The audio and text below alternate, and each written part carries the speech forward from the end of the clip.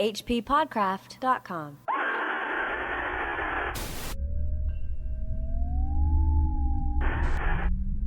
My memories are very confused.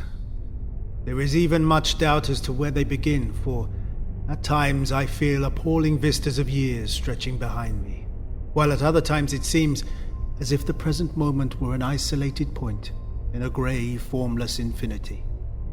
I am not even certain how I am communicating this message. While I know I am speaking, I have a vague impression that some strange and perhaps terrible meditation will be needed to bear what I say to the points where I wish it to be heard. My identity, too, is bewilderingly cloudy. I seem to have suffered a great shock, perhaps from some utterly monstrous outgrowth of my cycles of unique, incredible experience. These cycles of experience, of course, all stem from that worm-riddled book. That was the first paragraph of H.P. Lovecraft's The Book, and you are listening to the H.P. Lovecraft Literary Podcast at hppodcraft.com. And who are you? Chris Lackey. Hey, it seems like your identity's become muddled. I know, I'm so confused. In the formless infinity. Well, I know who I am. I'm Chad Pfeiffer. Oh, great.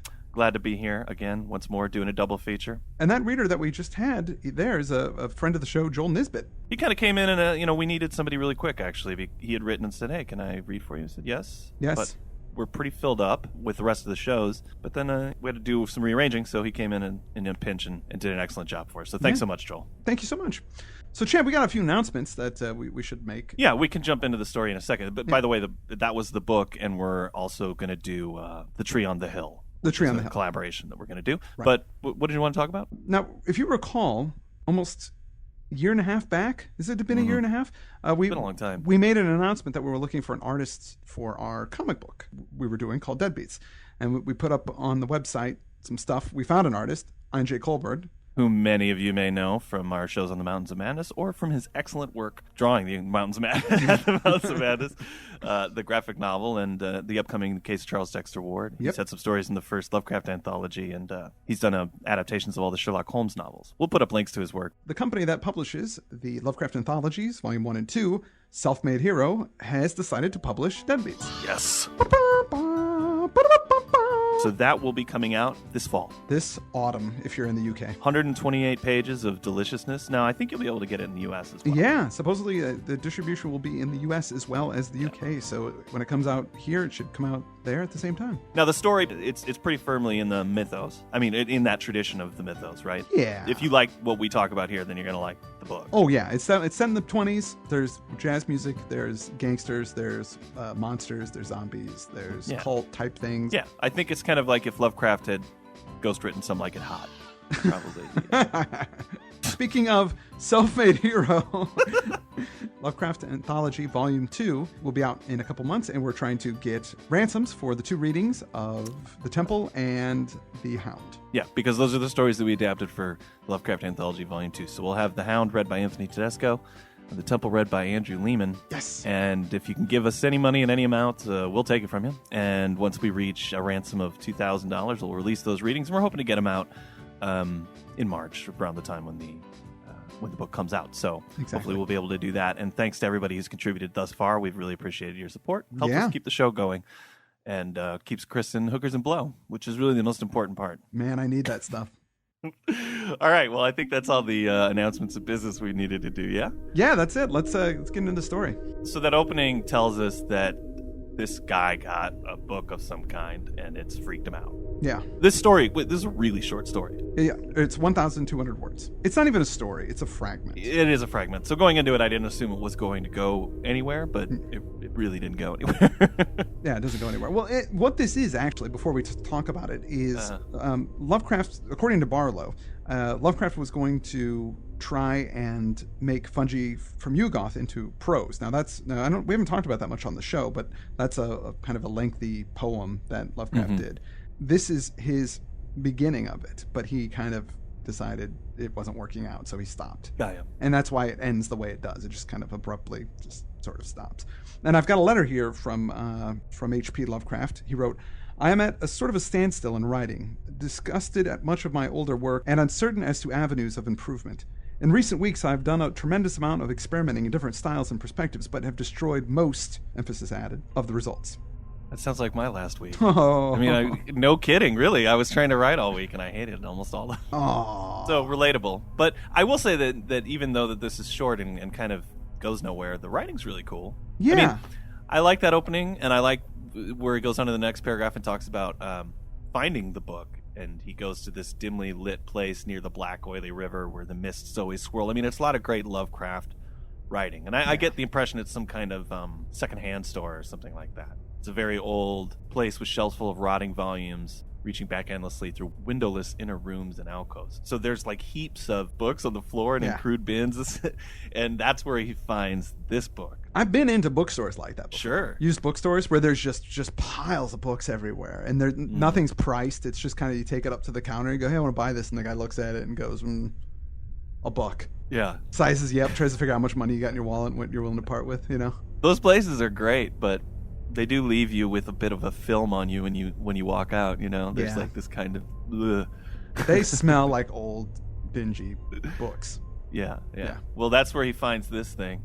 I read a short story by that author Nick Hornby. It was in this McSweeney's collection of sort of weird fiction. They had a lot of different authors. You did there. About a Boy, Nick Hornby. Yeah, about a boy in high fidelity. He's a really good author. I read most of his books. The collection's called McSweeney's Mammoth Treasury of Thrilling Tales. It's got the cover of it's great because it's got a guy with a whip like fighting off a Panther Man. So it's really definitely that kind of crazy. Yeah. I would recommend it to people. We'll put up a link to it. And there's a lot of great authors in there like Michael Chabon and Michael Moorcock and Dave Eggers and Michael Crichton. They all wrote weird fiction kind of stories. One of them, the Nick Hornby story, is called Otherwise Pandemonium. The only reason I'm even mentioning it, other than to recommend the book, is at the beginning of that story, he buys a VCR from a secondhand store, and it turns out to be a VCR that if you fast forward enough will start showing you the future. So it's almost a Twilight Zone sort of premise. Oh, right. But I love the idea of the secondhand store as the sort of gateway to finding, I think in Gremlins there was a situation, isn't that where he gets the Mogwai from some, it's that kind of thing where if you go in, the person who runs the store might know something a little more than is obvious from the great formless heaps of books. I mean, that was the whole premise of the Friday the 13th television series. Oh, that's true. But the Curiosity Shop, they had the good I liked that show. Yeah, it was pretty cool. Yeah. I mean, for, being an 80s television show, but as 80s television show. And it, of course, had nothing to do with the Friday the 13th films. No, it didn't. I will say, I've used the soundtrack from that show in this show a couple of times. Really? Yeah. You would never recognize it, but they have I like the soundtrack for it, so I've taken instruments out and slowed them down, or little bits, or bells, or things like that. Yeah. Oh, wow. I actually have it's right in front of me. Friday the 13th, the series compact disc. It's right in front of me right now as I'm speaking. Compact disc. What is that? Yeah, it's an old media form in which music was transferred to other people. Interesting. Yeah. It's barbaric now. This guy kind of giggles when, it doesn't say giggles, does it? The guy who's running the store, when he hands over the book, he doesn't even charge him for it. No, the guy just wants to get rid of it for some reason. Yeah, but it seems to amuse him in some way. Mm-hmm. Yeah, he made a curious sign with his hand, and he had refused to take pay for it. He leered and tittered at him, so it's kind of like a giggle. Anyway, we're spending too much time on this. Look, so he gets the book. He says, not for centuries has anyone known what kind of stuff's in here. This book is, with no printing press touched this book. It was written by hand by some half-crazed monk in Latin. When he takes it home, he takes it up to his attic room. It's a study that he has up in the top of his house. It's the attic study. Yeah. Well, it's an attic room that he had devoted to strange searchings, which I just thought was great phrasing. So when he starts messing around with this book, then things get crazy, right? Well, he gets these insights into the cosmos, basically, and it opens up. It feels very Randolph Carter, Out of Aeons kind of stuff to me. Yeah. He wakes up and some time has passed and his vision is different. He can sort of see into the past and into the future when he looks at objects and things. Right. And then he decides he's going to do another ritual, or a ritual that's in the... Well, there's been, when he gets that strange vision, too, there was some writing there I liked. There's a strange high house in the mist kind of element to it, because he's up in his attic window, and he's far up. You can see over the rooftops of the rest of the town, and then he hears the scratching and fumbling at the window. Right. So something's way up in the air trying to get in there. And then he said, for he who passes the gateways always wins a shadow, and never again can he be alone. And that one sentence is kind of worth the price of admission for the story. Something about that just really creeped me out. Yeah. You do this thing, something's going to cling on to you, and it'll always be there. You'll always feel it, with you. That's a common theme in stories where, once you experience something, you can never go back. Like Right. the Lord of the Rings. With Frodo going off to Mordor and coming back, he tries to fit into Hobbiton and can't anymore. He's just Right. And Frodo has to leave, and he can't stay there just because and that's you go to war or you have some intense experience that you will get a shadow with you, and it's a shadow that you will always have, and it's really, like you said, it's really beautiful the way that he states it here.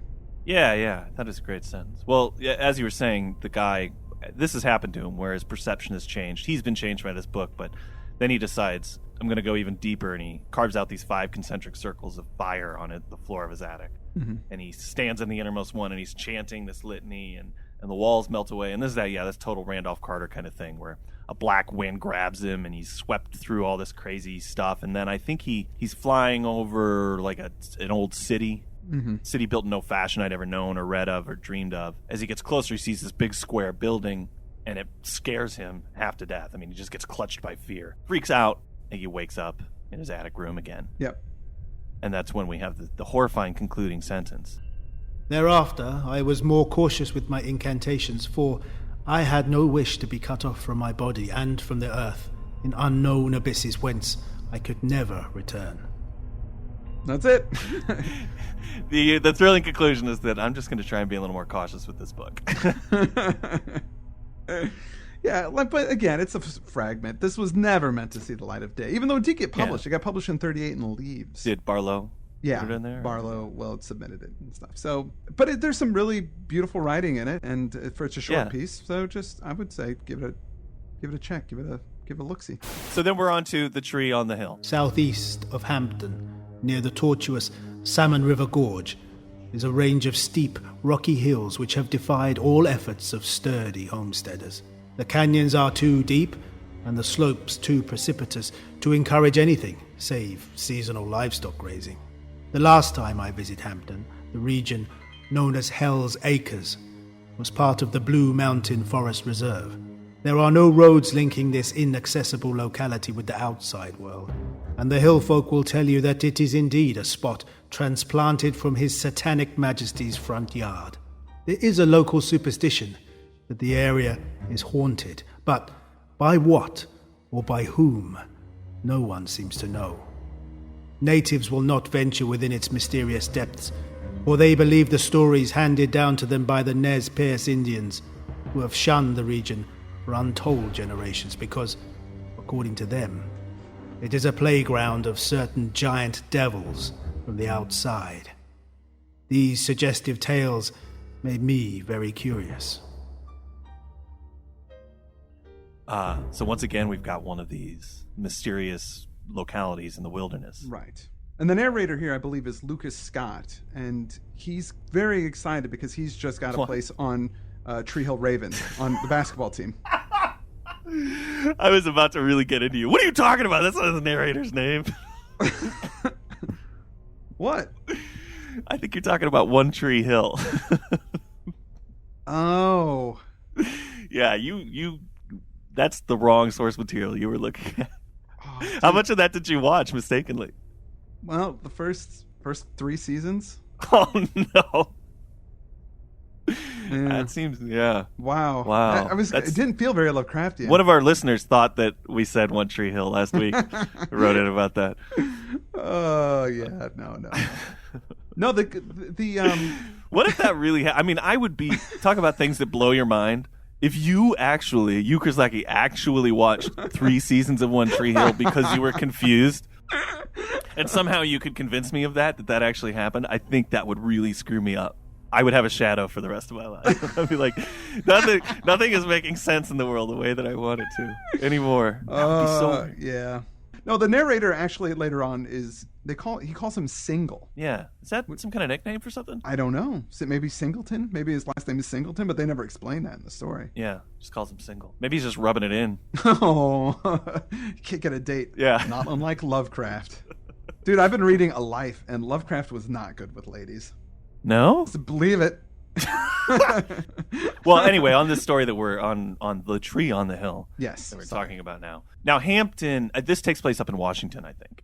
Idaho. Washington and Idaho. Yeah. The only reason I know that is because I was browsing around on hplovecraft.com and I found this letter It's posted by James Ambule, that was from Duane Rimel, who's the collaborator on this story, talking about the experience of how this came about.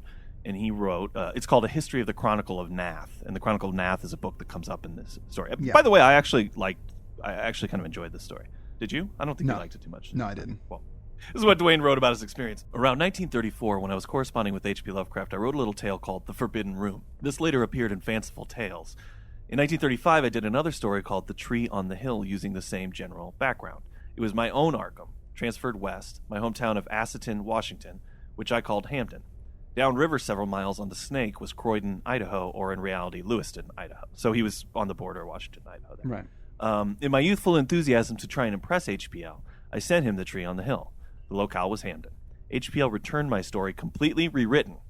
That's how he wrote it back. Somehow the idea of a lone tree on a hill touched his tremendous imagination. I was flattered and astonished, of course, and retyped it. To give the story depth and meaning, Lovecraft invented the Chronicle of Nath. Its author was Rudolf Jürgler, a German mystic and alchemist who borrowed some of his lore from Hermes Trismegistus, which we always have problems saying on the show, the ancient Egyptian sorcerer. HPL also invented a lengthy quote from this tome of elder lore. The Tree never achieved professional publication. In later years, Otis Klein, my agent, did show it around without success. It sank into obscurity. Around 1939, I gave it to Paul Freehofer, who was publishing a small fanzine called Polaris. It appeared there in 1940. Mm-hmm. Shortly after that, I did a story for The Acolyte, Music of the Stars, which I helped publish. In the tale, I used the Chronicle of Nath and elaborated on it. So this all became the mythos that Duane was sort of writing about, his kind of thing. Later, it was under lock and key at Croydon University. Hampden is mentioned in my second Weird Tales appearance in the Metal Chamber.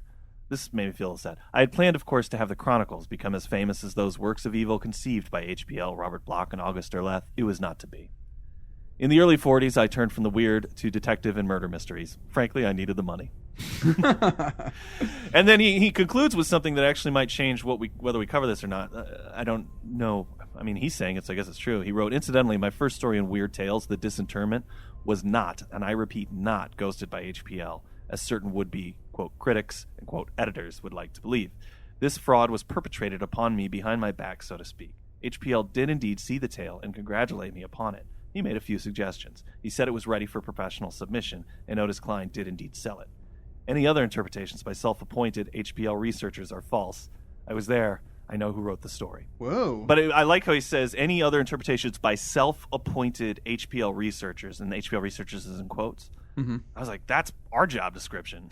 Nobody asked us to. I mean, we are self-appointed. Nobody asked us to do this. Are. If he really wrote it himself, then we shouldn't cover it. Well, according to a letter that H.P. Lovecraft wrote, he says that he did make some suggestions on the words, and he did incorporate those into that story. So I don't know who. Seems like both accounts jive. I mean, so he made some suggestions. Yeah. Shouldn't really be taking credit for it. I don't know. He's not taking credit for it, but I mean, if we're covering things that H.P. Lovecraft has sort of been involved in, then okay, I think that we should definitely keep it in. All right, we'll keep it in. We'll just make sure that we let people know. Exactly. And actually, on this story, The Tree on the Hill, which we should probably talk about. Oh, right. I think most of it is written by Rimel. I mean, from what I heard, it's only really the third chapter that's really Lovecraft's. Yeah. But let's get through it pretty quickly. So we have that intro. Our guy goes out for a walk, and he's just like Lovecraft, where he's out walking for miles and miles and miles, just taking things in. And his buddy is at home studying Egyptians. He suddenly comes to this kind of blighted area out in the hills, which there's no vegetation, there's no insects, there's no animals. It's just like black soil. Very strange. Yeah. And he's walking across that for a while, kind of trying to puzzle out what's going on, when he comes across this tree. Yeah. Something like an oak, more than anything. Huge, twisted trunk, fully a yard in diameter. So it's huge, right? And its large limbs are spreading outward, scarcely 7 feet from the ground. Yeah. And it has strange, round leaves on it. He looks at his watch. He says, okay, it's about 10 o'clock in the morning. He looks out to the east, and suddenly he sees the Bitterroot Mountains, which there's no way he should have been able to see. No. 300 miles away. And also at the altitude, he shouldn't even be able to see them. No. So that's strange. It's so strange it makes him drowsy. I don't understand. But and underneath this tree, there is grass growing, which is strange because there's grass growing nowhere else. Yeah, rank grass beneath a tree. But he decides to sleep on it. Yeah.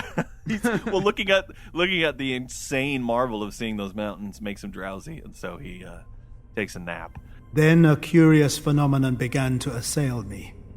A vague, cloudy sort of vision, glimpsing or daydreaming seemingly without relevance to anything familiar. I thought I saw a great temple by a sea of ooze, where 3 suns gleamed in a pale red sky.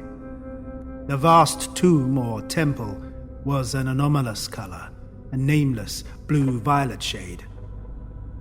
Large beasts flew in the cloudy sky, and I seemed to hear the pounding of their scaly wings. I went nearer the stone temple, and a huge doorway loomed in front of me. Within that portal were swirling shadows that seemed to dart and leer and try to snatch me inside that awful darkness. I thought I saw 3 flaming eyes in the shifting void of a doorway, and I screamed with mortal fear. In that noisome depth, I knew lurked utter destruction, a living hell even worse than death. I screamed again. The vision faded. You know, that made me think of The Elder Things and Dreams in the Witch House, when the rat and the witch and the narrator go out, and I think the world they go to has 3 suns, doesn't it? Oh, shoot. Yeah, you're right. Yeah, because he gets kind of sunburned from being out with all the suns. Right. Yeah.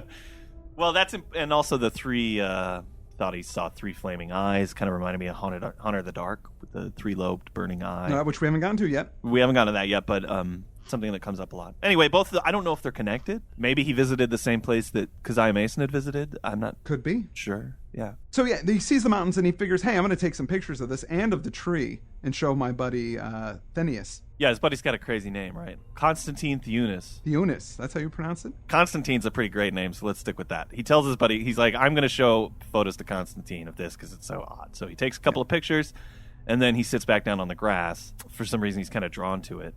Looks up at the trees, and then suddenly he's back again. He can see the pale sky and the 3 suns, and he calls it the land of 3 shadows. He sees that temple that freaked him out and the vast doorway yawning before him, and he's just kind of sucked in within it. Finally, he wakes up. He freaks out, and then when he wakes up, he's not beneath the tree. He's way at the edge of the blighted area. Yeah, his clothes are ripped, he's all dirty, and he doesn't know what happened, and it's late afternoon. Right, and even the knees of his trousers were torn out, which means he'd probably crawled part of the way. Pretty crazy. Yeah, while he was asleep, he did this. Right.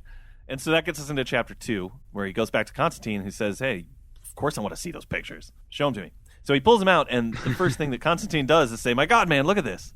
And you think he's going to be freaked out by the tree, but it's not that. It's that there are 3 shadows. 3 shadows on everything. 3 for every rock, for every bush, for every tree. Which means that there were 3 suns in the sky. So you weren't liking this at all? You just didn't care? No, didn't care. I'm like, so he sees a tree, sees this trippy place. Why do I care about him? It's not interesting. I feel like we've seen this kind of stuff already with Lovecraft. Yeah, sure, we have. Plus, here's the very quick, well, hold on, I'm going to run in the other room and get a book that I just happen to have that's going to explain exactly what's going on. So he does. Constantine does. He comes back out with this Chronicle of Nath, written by Rudolf Jürgler that I talked about a second ago. And he says, there's a passage here that might interest you. And he reads it. So in the year of the black goat there came unto Nath a shadow that could not be on earth, and that had no form known to the eyes of earth. And it fed on the souls of men, they that it gnawed being lured and blinded with dreams till the horror and the endless night lay upon them. Nor did they see that which gnawed them, for the shadow took false shapes that men know or dream of, and only freedom seemed waiting in the land of the 3 suns. But it was told by priests of the old book that he who could see the shadow's true shape and live after the seeing might shun its doom and send it back to the starless gulf of its spawning. This none could do save through the gem, wherefore did Ka-Nefer, the high priest, keep that gem sacred in the temple. And when it was lost with Phrenes, he who braved the horror and was never seen more, there was weeping in Nath.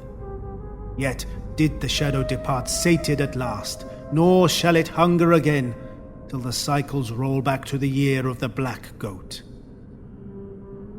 So that's the Van Helsing paragraph. You know, the way to defeat whatever's going on out there, I don't even know why you want to defeat it. But if you want to, you got to have this gem, and whoever sees what the true thing is, then it'll run away because it's scared because you saw it naked or whatever.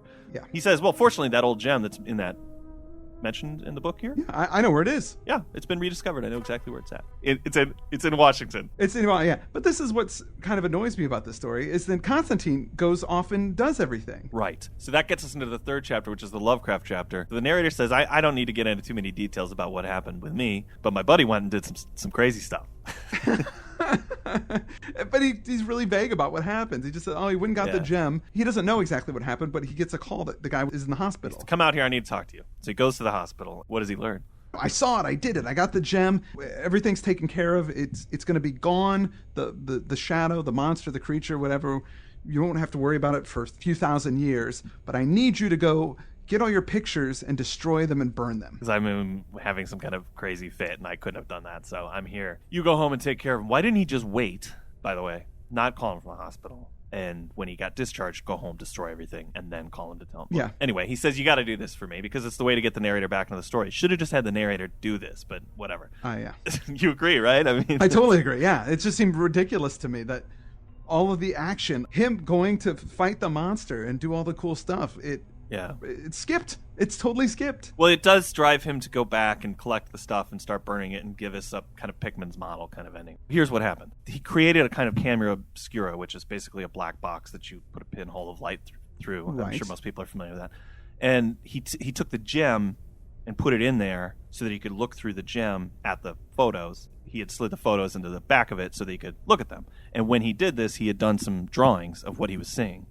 Now, our narrator, when he gets there, does exactly as he was asked to do. He takes the gem out of the camera obscura, he takes the photos out, but for a moment, he looks at the drawing that Constantine had done of what he saw when he used the gem to look at the photo. That was very confusing to me. I didn't really understand that. Right. Well, it's that, once again, it's that the thing... See, this is the problem. The thing, and this is probably why Lovecraft did this switcheroo here, because he wanted to impress upon you that what you would see by looking at the photos through the gem was so crazy and horrific. The better way to take it in without losing your mind would be to see an illustration of it. Right. A couple removed. But of course, that makes our narrator faint. So it's still pretty potent in illustrated form. It was in a burst of perverse boldness that he looked at the... Perverse boldness. In the last paragraph, it recounts what he beheld in the sketch. It says, where I had, in the landscape itself, seen the twisted half-sentient tree, there was here visible only a gnarled, terrible hand, or talon with fingers, or feelers, shockingly distended, and evidently groping towards something on the ground, or in the spectator's direction. And squarely, below the writhing, bloated digits, I thought I saw an outline in the grass, where a man had lain, but the sketch was hasty, and I could not be sure. So basically, the reality of the tree was that it was a giant hand claw, reaching for him. And when he got up to take the photo, it was like, didn't get him. But then when he laid down again, I think it did get him. And that's the reason that he went and was walking and all this kind of stuff. Because the hand actually would pull you into that world with the three suns, I guess, is what I imagine. I guess, yeah. But at this point, I beats me. I had so much trouble one, I didn't care at any point and found most of this completely uninteresting. It just feels like so much stuff that we've already read of Lovecraft. It's really derivative, yeah. But I did think that the writing was really nice in the first couple of chapters. I mean, it's funny because in the third chapter, it suddenly becomes full of things like in a burst of perverse boldness or, the dark and forbidden design. It starts getting a lot wordier, but the first two chapters, which I think the kid wrote, are pretty sharp. It's good writing, but style over substance. Sure. One of the things too that he doesn't mention, he ended up doing some pornography as well. What? Some softcore pornography. Yeah, he did a lot of that to make money. Hey man, everybody's got to make a few bucks from pornography. I've done it before. What? I've published some erotica before. Really? You know that. I know this, but the audience doesn't know this. Okay. Years ago, when I was looking through the writer's market, I was in my 20s and I was trying to write short stories and get them published, as a lot of people are doing. And back then, you had the big tome, the writer's market, which is online now. I mean, you can still buy it, but it's listings for all the different journals and publications that you can submit to. But most of them, it's credit and copy and circulation of 1,000 or something like that. And it would be astounding to me that I'd look at one listing and that's all it was, and then I'd look at Genesis or Swank or one of these porn magazines, and they'd pay $350 for a story. And I was like, wow. how hard can this be? Certainly I've read plenty of these, as far as I can tell, it's coming up with lots of different adjectives, for the same sex act that people have been perpetrating for millennia. So, so I sat down, I took a half hour, I knocked one out. And then I wrote the story. Yeah, I sent it off to a few places and forgot about it. And then I actually published it in 2 different places. And I made a little bit of money off it. So I couldn't blame anybody for doing that as well. No, of course not. Now, I'm not going to tell anybody where or what that is. Oh, curses. Okay, you didn't use your real name? I didn't use my real name, no. What was the first name that you used? The first name I used was Trevor Champagne. It's just true. Which is, remember when we talked about Trevor Towers in the on the show? It was reminding me of my old student name. But then I thought, boy, that really sounds overboard. So at the time I was writing online quite a bit too, and I worked for a site where I had to write articles and make it sound like it was several different people. So I had a few pseudonyms. And one of them was Mark Richardson, which I've written under a lot. And I decided to just use that because I want somebody to uncover at some point that Mark Richardson also wrote porn, in addition to medical content, which is what he was. Mark Richardson was a specialist in medicine, and that was his medical profession kind of stuff. And he loved writing erotica. In erotica as well. Well, there's no shame in writing erotica. In fact, that's what I'm saying, yeah. I've enjoyed plenty of it over the years. Sure.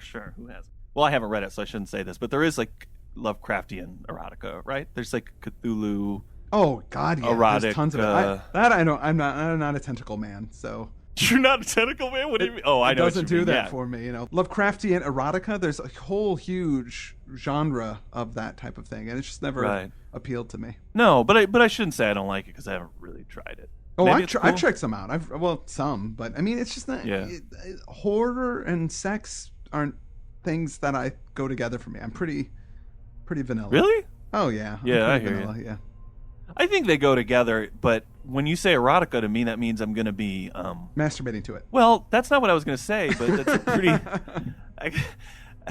Let's turn on by it, or I'm going to find it erotic. But whenever it's, because I think like a lot of horror, the fear of sex plays into horror. It plays into a lot of Lovecraft's horror. I think the guy was terrified of sex to an extent. There's a lot of. I think you can find that in there. We've talked about it a little bit here. Yeah. So I mean, I think sex goes along thematically with horror, but it's not, I'm not going to get turned on by it. You know what I mean? It's the bad parts of sex that you're really talking about. Yeah. No, and I think, but I feel like the Lovecraft erotica, that at least the ones that I have seen, or the stuff that seems to be popular, it's more sexy than it is. It is horrifying, or supposed to be sexy. I find it horrifying, but I feel like. That's my take on it. I could be wrong, and if I don't want to make anybody mad because I know that there's a lot of people who work in that milieu, and there's clearly an audience for it. Absolutely, it's just not my thing. That's all. Yeah. If it's for me, I'm really into Alf erotica. Sure, Alf, I can totally understand that because he's from Melmac. Yeah, right, and that's sexy. And eating cats is kind of sexy. That's sexy. Yeah.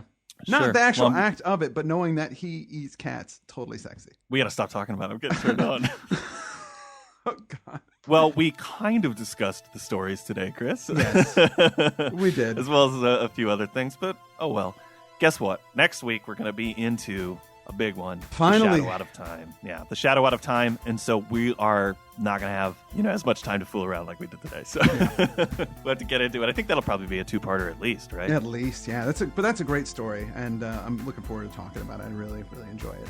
I'm going to admit something to you. I've never read it. You've never read it? I've never read The Shadow Out of Time. Well, you're in for a treat. Good. This is really cool. It's a cool story. It's really cool. Also, don't forget we're doing our ransom for the reading of The Hound and The Temple. That's right. So please contribute if you can. It helps us keep the show afloat, and you're also going to get some dynamite readings from Anthony Tedesco and Andrew Lehman. And also, just to pat ourselves on the back again, yay, Deadbeats. It's coming out this fall. Thanks to Ian J. Colbart for jumping on board with us and shepherding us through the process. Yeah. Thanks to Self-Made Hero for taking a chance on us, and we hope that you'll all buy it and read it so that we get to make more of this stuff. But we'll bug you about it more. That's all we have for this week. I'm Chad Pfeiffer. I'm Chris Lackey. And this has been the H.P. Lovecraft Literary Podcast. At hppodcraft.com. hppodcraft.com.